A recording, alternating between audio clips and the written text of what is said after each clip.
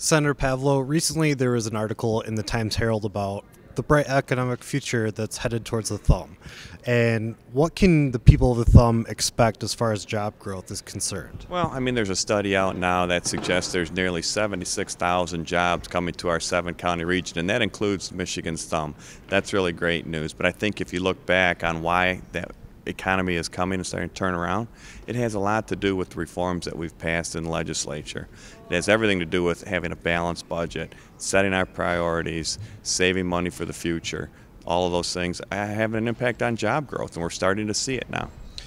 Should our young people be optimistic about getting a good education and job in Michigan right now? Well, they should, because the future's never been brighter for Michigan. We certainly have a long way to go, but I think if you take a look at the recovery, we're ranked in the top 10 of all states economically. Our exports out of Michigan rank near as high as in the nation, and so we've seen that economy recover. Our gross domestic product is also growing in Michigan. That means jobs for young families. And Senator, do you think Washington can learn from what Michigan is doing right now?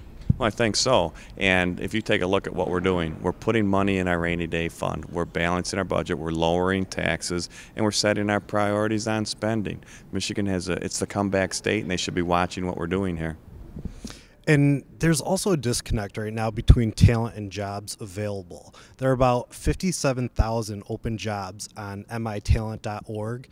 What is the legislature doing to help connect talent with employers? Well, first, let's recognize what those jobs mean. If we were able to fill those jobs, the unemployment rate would fall by at least 2% in the state. That means more income tax being generated, more families working, housing values returning.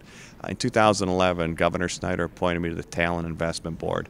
And what we're doing on that board is we're working with statewide leaders to find the shortcomings, fill those gaps, and address it through our education policy. So you're starting to see some education policy in terms of choices being introduced and being passed into legislation. We want to marry up those openings with the jobs that are available, and our economy will continue to grow at that point.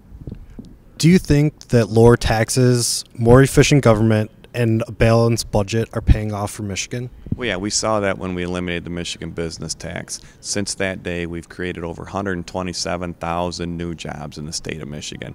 Employers are willing to hire.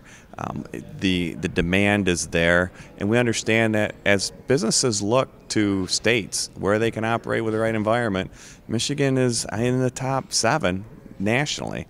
And so what we've seen happen is we've attracted that job growth, but we still have a long way to go.